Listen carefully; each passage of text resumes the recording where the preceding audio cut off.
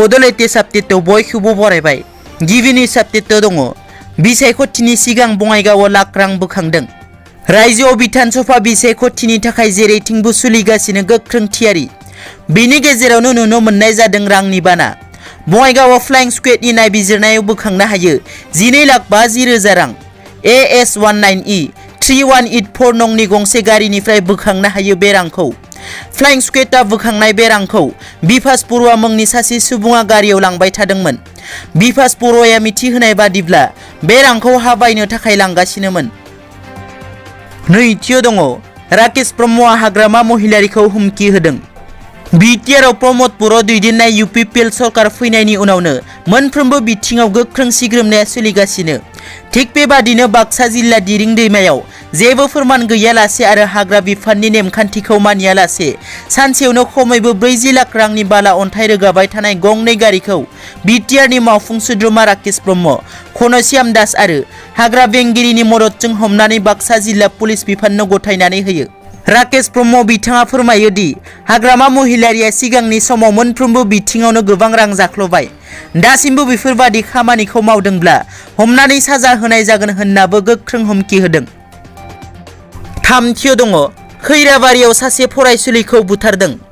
थांनाय 10 मार्च बुधबारखालि हराव खैराबारिनि सासे कलेजाव फरायफुबाय थानाय फरायसुलिखौ खास्रि बिस्रियै बुथारो। उदालगुरि जिल्लानि खैराबारिनि थागिबि रामप्रसाद पालनि 21 बोसोर बैसोनि फिसाजो अंकिता पालआ बुधबारखालि हराव बुथारजायो। मिथिनो मोननाय बादिब्ला फरायसुलि अंकिताखौ गावनि न'नि साखाथियावनो बुथारलांदोंमोन सासे सेंग्राया। रायजोफोरा उमिद पत्र मुंनि सेंग्रानि सायाव अंकिताखौ बुथारनायनि अजद दैखांदों। फरायसुलिखौ बुथारनायनि जाहोनखौ दासिमबो मिथिनो मोननाय जायाखै। समाजारि बिजोङाव फोसावनाय बादिब्ला उमिद पत्रखौ पुलिसआ हमबाय। ब्रैथियाव दङ प्रमद बर'आ सासे बेरामिनो अनसुंथाइ होदों। गबरधना दखरा एबसुनि बेन्दोंआव थानाय खाग्राबारि गामिनि सन्दना सिलाराया गोबाव साननिफ्रायनो केन्सार बेरामाव गोग्लैसोनानै थानाय हालोदखौ दखरा एबसुआ BTR नि गाहाय खुंगिरि प्रमद बर'नो गथायो फोरमायनाय लेखा।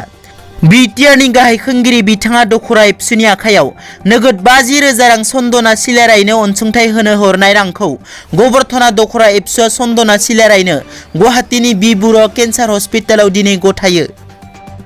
बाथियाव दङ मुस्लिम फरायसा आफादा बुंदों बिधानसभा बिसायख'थियाव UPPL खौला होगोन मदद। दिनै उदालगुरि जिल्लायाव मुस्लिम फरायसा आफादनि मोनसे खौरांगिरि मेल खुंफुंनाय जायो। बे खौरांगिरि मेलाव बाहागो लानानै फरायसा आफादा बुंथियो दि मन्त्रि हिमन्त बिश्व शर्मानि बाथ्राफोरा जेबो बेसेन गैया होननानै।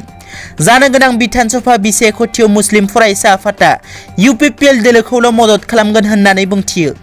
बेजों लोगोसे लफिकुल इस्लामखौ बुथारग्रा दायनिगिरिखौ सरकार दानायनि 15 साननि उनावनो हमनाय जागोन होननानै बुंथिनाया दासिमबो हमजायासै होननानै बुंथियो फरायसा आफादा। दिनैनि रादाबा एसेनोसै। नोंथांमोना जुदि आंनि चेनेलखौ दासिमबो साबस्क्राइब खालामाखै अन्नानै साबस्क्राइब खालाम। गोजोन्थों।